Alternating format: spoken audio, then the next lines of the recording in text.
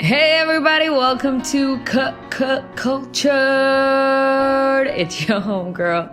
It's your host, Bromley. Today we're going to pick up where we left off with Philip and Lola on part 2 of our gender roles. And we're going to dive deeper into their lives, so stay tuned.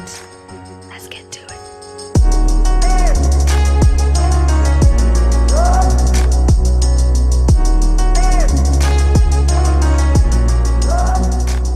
My dad is the judge and jury in our house, but like he said, how his dad consulted his mom for everything. That's the first thing my dad does. Like anything, any decision that he has to make, he makes sure that like he calls my mom and then lets her know about it. And then I feel like, you know, people ask like, oh, you know, people tell me that I'm kind of like maybe like a little bit of a dominant, maybe character, maybe. But for me, I personally think that because of the way I was raised, I don't feel like if my husband's like my dad, even if he's like dominated, I would be able to to be submissive because I've been raised in that way where I know I've seen like how respectful my dad is to my mom. And so for me, it's not like I'm like, I can take either role. Like, you know, how you described your mom and dad's, which is amazing. And so you said like, you know, I'm going to segue into this point. Like, you know, you said in relationships, it's kind of hard right now. Yeah. So you've been in relationships, both of you have been in relationships before. Yeah. What do you say? Have you noticed any negatives when it comes to, and did that affect your relationship in some point? Okay, so me, like yourself, like I'm a very type A personality. Like I'm a very strong go-getter type of person. So in a past relationship, what I've noticed is my ex-boyfriend, he was very, very type A, male dominant, my way or the highway kind of guy. Wow. And I like subconsciously saw myself get into like a more like submissive state. Like I was less dominant, less assertive as I am now. I didn't really think it was a negative. I guess maybe because that's how I've always thought. I always thought the type of guy I would marry would just be like that. Very type A, do you know what I mean? Very dominant. Somebody that can like not control me, but put me in my place. Because I'm quite type A, I never wanted to be in a situation where I'm dominating my boyfriend type of thing. So I never actually saw it to be a negative. My current relationship, however, my boyfriend is very, very type B, very, very calm, very relaxed. Yeah. And at the start, I saw it as a negative. I didn't like it. I felt like I was the one controlling the relationship because I'd be like, we're going here. And he'd be like, okay, let's do this. And he's like, okay. I didn't like that. Like, that was a negative to me. But over time, what I saw to be quite negative and what was maybe not off-putting, but I didn't really like, I began to appreciate because I realized him being so type B, so cool, calm and collected, taught me how to be a bit more patient, taught me how to like, where when I'm arguing with someone, I'm very, taught me how to very, like, because my boyfriend, he doesn't do the whole screaming, shouting. Yeah. He's very just chilled. And it kind of taught me how to be more relaxed and how to be more calm. So I would say like what I saw to be a negative is a positive. So I wouldn't really say there's negatives as such anymore. Yeah, I've met Josh. He's amazing. Yeah, he's amazing. What about you, Philip? For me personally, if I were to describe myself first, before I describe my previous relationships, I'm quite assertive, but I am what Lola would describe as being type B.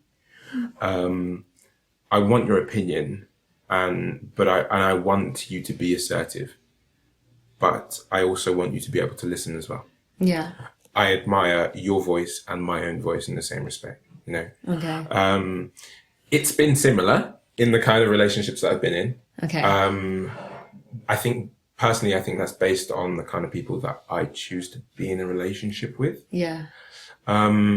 Those people that aren't as assertive I kind of, for me personally, I kind of, you know, push them into being more assertive. That's through little things like deciding what they want to eat and where we go, or, you know, like You encourage that. female taking the lead. Yeah. The reason is, and I always lead this into future planning, because at the end of the day, if we have all sons, or if we have children, male and female, if we have loads of kids, how are you going to be assertive to my kids? Yeah. You know, are you only able to be assertive when time is right? I want you to be assertive all the time, because people need to know your opinion. Again, being a woman, I want you to be strong, you know. Yeah. But I also want you to be able to listen as well. Understand that other people have opinions too. Yeah. Understand that there are people who have flaws as well. So the people that have been in a relationship have always seemed to understand that key aspect for me. So yeah. Wow.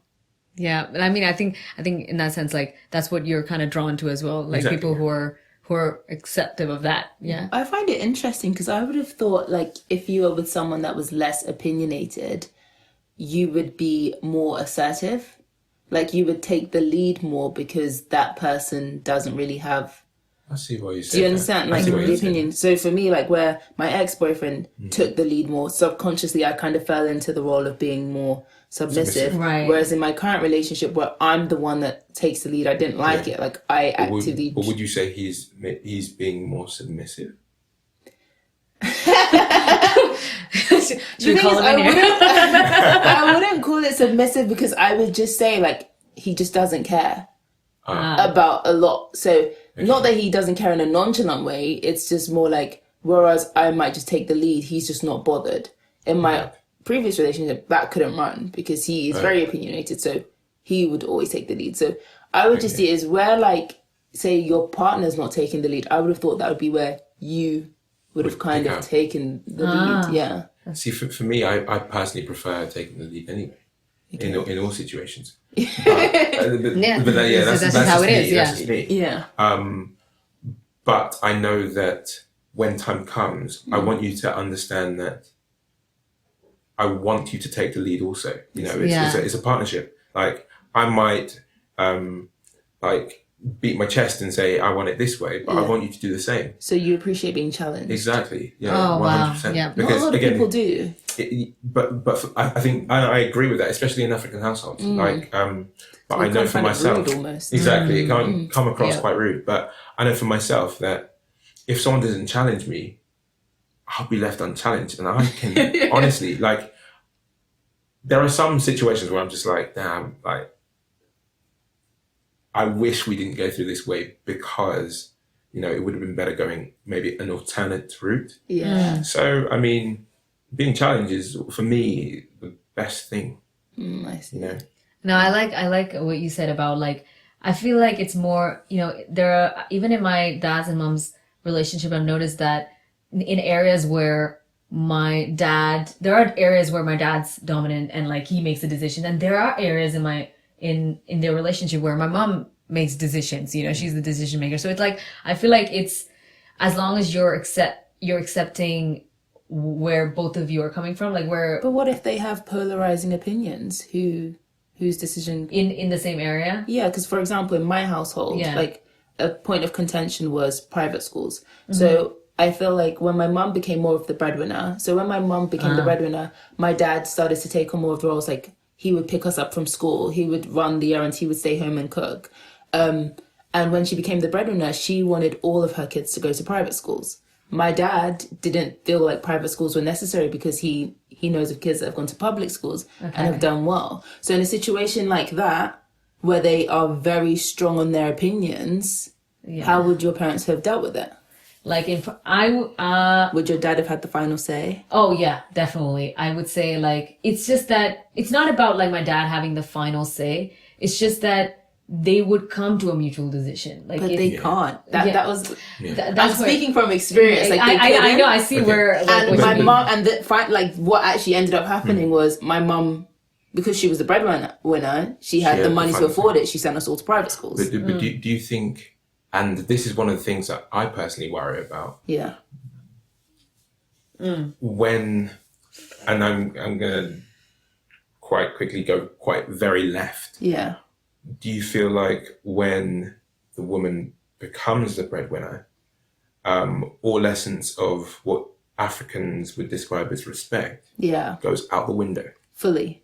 I feel like that was that's why I'm saying it's very easy to say, oh, they would come to a mutual decision, but they're still two very different people with very different opinions, and not all opinions can be the same. Like you can argue it, but you can argue it forever and still disagree. But my mum... Was there ever wisdom in what was being said? So, for example, your dad had a particular opinion. If his opinion, didn't really stand based on evidence, would his opinion be, laid to rest? Or would it be more like, I've got two opinionated people who have their opinions not based on any reason but emotional opinion? I still see that's for me, like I feel like they're both emotional opinions. Like my mum's was, we can afford it, I want the best of the best for my kids. My dad's not that type of person. He's more like, they can go to public school and do well. Right. And that because I wasn't there for the discussions, but I just know my mum's always been like, I want the best of the best. Like my mum's the type to bend over backwards, work nights and days if she feels like going to this private school will set us up for life. My dad's more of the personality type. He's more very content with life, take it easy. If we can't afford it, we can't afford it. I'm not willing to bend over backwards to send them to private schools. So would you say he's not a striver?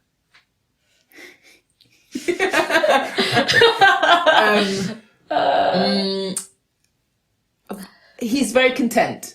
Okay. Very content. He's very content with where he is. I think he sees things like that as being greedy, trying to go for things that are not within your means.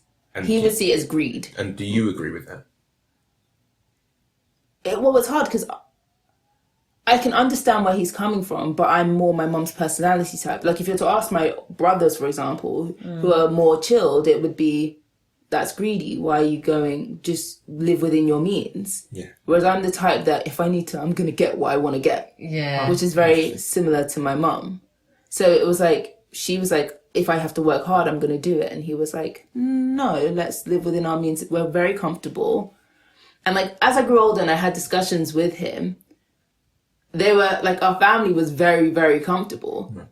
Whereas we didn't need to necessarily go to private schools. But I can see why my mum, she's seeing it as we're comfortable, we can afford it, let's do it. My dad might have rather used the money for something else. Okay. But I feel like when the woman takes the lead like that, it destabilizes the whole family structure, and it can potentially do irreversible damage, which is why I said if I was in my future marriages, I would just be more submissive. Like, I think it's like when you come to scenarios like that, somebody must be willing to step down. Mm-hmm. Like, because then I've observed a lot of marriages where like neither of the parties are willing to step down. Because I was, in my childhood, there was a point where my mom was working and my dad was working at the same time. Mm-hmm. And like both of them didn't want to bring a caretaker to take care of me and my brother. So like there was a decision making phase where one of them had to stop working. Mm-hmm. Like, so my dad, and they came to a mutual decision. My mom agreed, you know what, even though I've been working my whole life, I'm gonna stay at home and take care of the kids. Like, so that. Do you think that would have, like, the family structure would have been the same if your mom was more type A and your dad had to stop working and stay at home with the kids? As in, would it have been good? Yeah. No, I think I really loved it. I loved it how they brought it along because I mean, I don't know any better. Like that's what I've been exposed to, and I loved that it was like that because I don't think it would have worked, you know. And I feel like that's what happened with my parents. Yes. Whereas my dad's more type B, he just ended up stepping down, and I don't think that sat well with him in the long run. Do you think it's interesting how you found a boyfriend that's quite like your dad? Do you know, like, it's funny you're saying this. This is no. I promise you, this was the biggest issue for me. Like, no, honestly, like, to the point where I didn't want to be with him because what I thought was, I see my parents. People say opposites attract, but I see my parents' marriage not work for that very, because I know, like, if me and him were to get into it and obviously be very passionate, because he's quite laid back. Yeah. He'll just give in to me. Right. And I think that's what happened with my parents. But what I think my dad was unaware of was that how that would affect him. Right. And I feel like it really destabilized my dad over the years, that he didn't like it, that he just left and moved to Nigeria. Not to say, like, I still have a very good relationship with my dad. Like, he still pays for stuff for me. Like, we're a good relationship, but it didn't work. So I feel didn't like sit well with him. Like, that's over the years, he did it. He became like the care of the home, taking us for our lessons, activities, but it didn't sit well with him. And it does worry me in my current relationship, because it's like, it's a replica of my parents.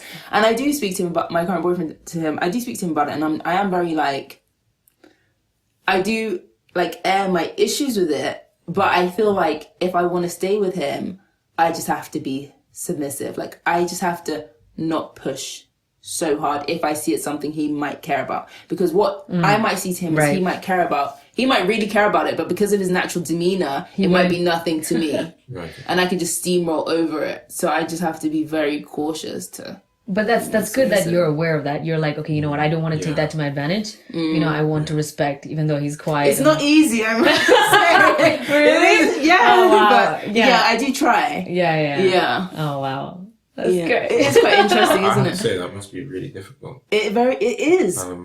Because I can imagine, like, say for me, like, if I were to want to dominate, right, to be in your dominating like position, and then to be like, oh wait, no, I should probably pull back because maybe you should take the reins. It's difficult. And I feel like it also brings out a side of me sometimes that I don't like. Like, it's quite, not manipulative, but it's where it's like, if I really want the thing, then I'm just going to go for that thing. Okay. Then something I don't really want, I can be like, okay, It's fine. I'm okay. I'm going to step down for you now. But you don't really want it. Okay. No. But I guess the challenges of relationships, isn't it? Yeah. You have to work on it. Wow. So, my favorite people, as you can tell, that was not the end of our general conversation, because Felipe, Lola, and I had a lot to say regarding this topic. But for now, we're going to keep that conversation on pause, and we're going to come back a couple of weeks from now, and we're going to pick it up from there. So until then, please stay tuned, and you'll be hearing their voices soon. And next week, I have a very, very, very special guest coming up and talking about another relevant, very essential topic, especially for this season that we're in right now. So stay tuned for that. And like I always say, guys, like, do give me your feedback. If there's any specific topic that you want me to talk about, please let me know. But that's it for now, guys. So like I always say, stay healthy, wash your hands, drink a lot of lemon juice, and be blessed, guys. I'll talk to you guys soon. Bye-bye, you guys.